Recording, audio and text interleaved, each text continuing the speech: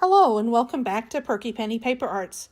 Today I'm going to share the first in a new monthly series I'm calling Birthday Card of the Month. Each month I'll be making a different card for my close friends and sharing the process here on my YouTube channel. My focus will be supplies that I have that are needing some attention because they're lonely, paired with some go-to items and possibly something brand new on occasion. Today, I'll be using the Spring Market 6x6 paper pack from Cartabella, which is part of the Echo Park Paper Company, the wonderful craft metallic cardstock from Tim Holtz. If you've seen any of my other videos, you know I use this paper all the time. I just love it. It's a must-have.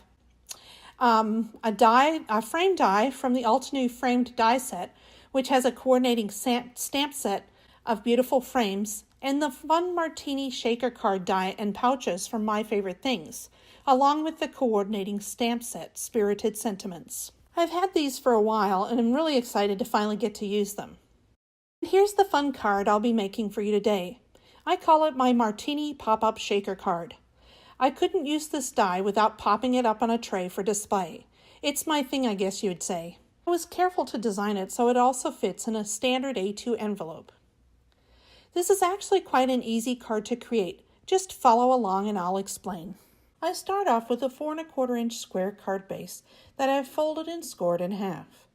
I took the Cheers word from the Spirited Sentiment stamp set and stamped 3 times in the middle. Just a little something fun and simple to say what I felt. I then took a 4 1/4 inch square of the pattern paper. You really could use any pattern your heart desires. This was just suitable for the ladies I'd be sending these to. I have already stamped the sentiment on the front and am following it up with some clear embossing powder for an elegant finished look for this card. Once I have heat set it, I just use my dotted tape runner and attach it to the front of my card base. I'll set this aside while I create the fun embellishment for the front of the card. I started by creating this little tray using the silver craft paper. I'll cut one of these simple frames out using the Altenew die and place thin 3M foam tape strips in the center of the back side. I remove the backer paper and adhere it to a 3 1/2 by 2 1/2 inch piece of the same silver paper and then trim off the corners to create my little tray. Isn't it adorable? Next up, I begin to build the shaker element by applying 1/8 inch score tape on the bottom side of the shaker pouch and adhering it to the Martini glass that I have cut out of the green paper from the paper pack. Before I add the sequins, I apply another set of 1/8 inch score tape on the other side of the shaker element. It's important at this point to take my time while adding the sequins and removing the backer tape. One false move and I could have sequins everywhere, and actually I did during part of this filming, but you don't get to see that. After I've added the sequins, I remove the backer paper, as I said, very carefully, and correct the few pieces that have been bumped in the process. I now take a scrap of acetate that's larger than the size of the vessel of this cup and place it over the back, pressing firmly. As you can see, I immediately realize that I have not added enough sequins and gently pull up on the corners to add some more of my sequin Altenew to the mix. Now we have a full and almost complete shaker element. To finish this part of the piece, I simply trim the scrap of acetate to the edges of the glass die cut. When I was designing this card, I was playing with different mediums to add some oomph to it. I tried Nuvo Crystal Glaze and Nuvo Glimmer Paste on a scrap of acetate.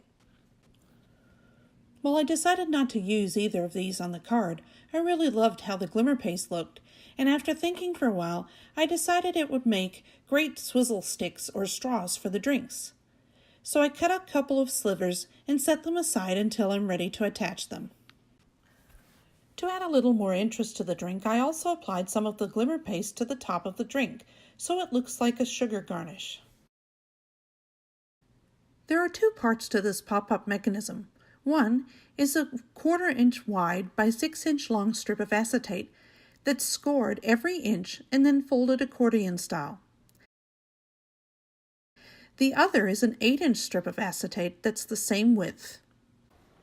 This piece is folded in half and the 2 halves are attached together to create a more sturdy piece of acetate, And the new 4-inch strip is folded in half again to create the stand for our martini glass. I apply liquid adhesive all over the back of the martini glass die, being sure to stay on the edge around the shaker area.